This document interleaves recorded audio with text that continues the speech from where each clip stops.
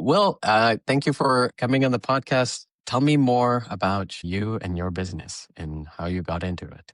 Sure. Will Nitze, I'm the founder and CEO at IQBAR, live in Miami Beach with my wife and my dog Taco, and been here about 2 years. I was in Boston for 10 years before that.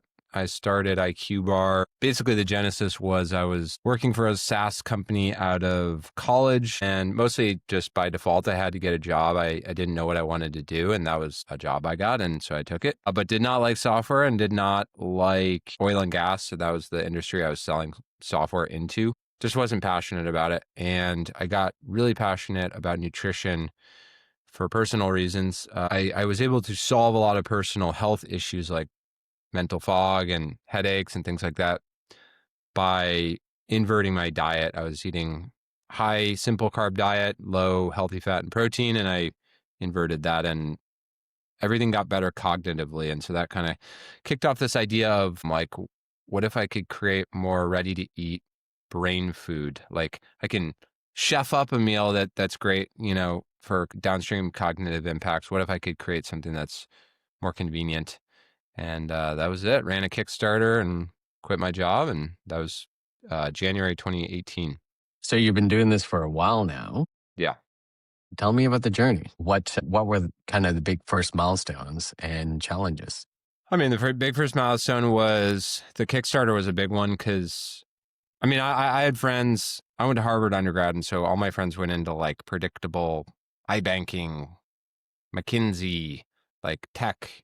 And I had a couple friends who went into tech entrepreneurship, and it was funny because they were raising at the same time and forming their startup at the same time that I was starting a protein bar company. Mm-hmm. And the juxtaposition of those two things was so like funny and stark and different. But right away, like right out the gate, they raised a couple $1 million on I think it was a $10 million pre-money valuation, which now would actually be like a cheap valuation. But I was like, there's no way I can justify that. So I need to create some traction in the marketplace, AKA sales, to then go justify a $4 million valuation, which I pulled out of thin air. That was like the going valuation for a CPG brand with a good idea and some traction. And so Kickstarter was like the way to get that. And so the first milestone was just winning at that. How do I get a couple thousand orders? How do I get some semblance that the market wants this, right? Because there's no data that like brain food was a need in the market. So I had to confirm that. And then you got to start somewhere. So that was a good place for us to start. And then I raised some money on the back of that. And there were 10 other subsequent milestones, which we can go through, but that was probably the biggest one, 0 to 1. How far have you got? And how big is the company, the size, the team? Yeah. Yeah. We're at probably 140 million in net revenue this year. Maybe a little north of that. And that's net revenue. That's not total merchandise value. That's to gross margin. That's our net revenue. Those are sales minus discounts and deductions. So yeah, never there. That's like the key metric in CPG is your net revenue as well as, of course, your net profit. But yeah, so it's been a wild ride because we've had 100% plus CAGR over 7 years. So our first full year was 2019. We did 2 million, and then now we will do just north of 140. So it's a little above 100% growth every year for 7 straight years, which again, nowadays it's like you got to be like tripling if you're an AI startup or whatever. But for us, like that was torrid growth, especially because we have very few people. We only have 11 people and we just hired 2 new people. So for most of that time, we were like between 5 and 7 people. So just very, very lean, intentionally so. What was the primary driver of growth? Like where were these users coming from? Were you attracting them? Was it social media, influencers? What was that channel you said, yeah, let's double down on this one? Amazon was the first big one. Mm-hmm.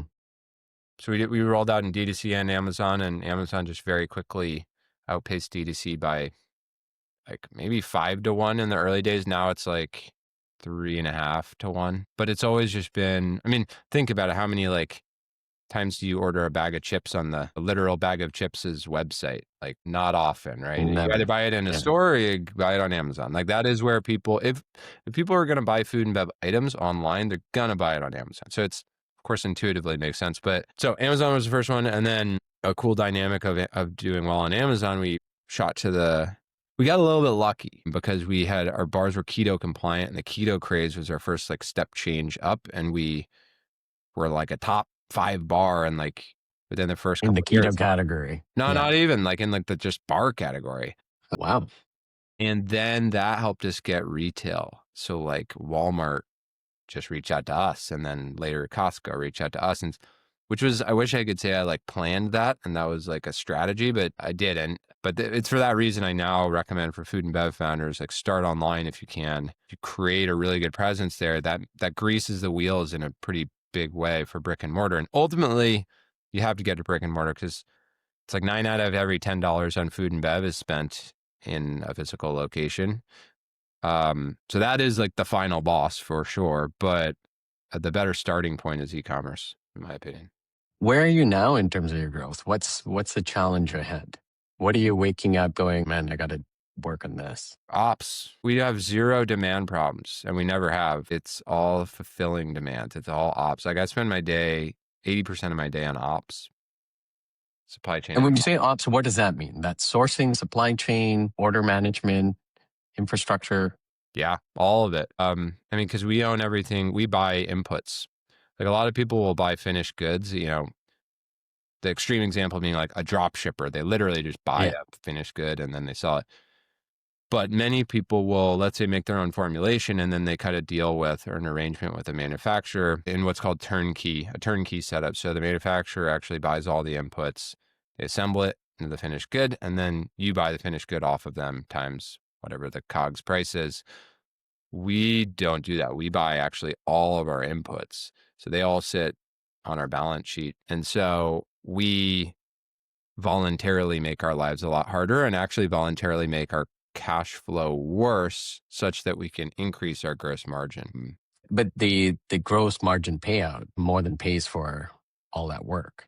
Yeah, on an accrual accounting basis, yes. But like and like day-to-day cash flow swings, it's more painful. But yes, you create a better P&L for sure.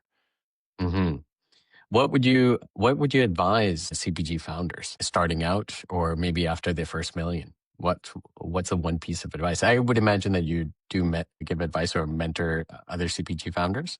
I actually believe most advice is terrible. I try to give advice at a higher level because saying do this specific tactical thing, it almost certainly doesn't apply to who's ever I'm talking to's context and their fundraising setup and where are they located geographically and what's their go-to-market. There's too many other confounding variables for me to give tactical advice.